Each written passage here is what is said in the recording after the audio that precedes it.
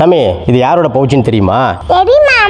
இங்க பாரு எந்த லட்சணத்துல இருக்குன்ட்டு. இங்க பாரு இதை நாய் வந்து புறாண்டி வச்ச மாதிரி. இங்க பாரு இந்த பவுச்செல்லாம் மாற்றுவாங்களா மாற்ற மாட்டாங்களா? ஆனால் ஒருத்தவங்க ஒரு பவுச்சு வாங்கினா 1.25 வருஷத்துக்கு வச்சுக்கிறது. இப்படி எத்தனை பேர் இருக்கீங்க கமெண்ட்ல சொல்லுங்க.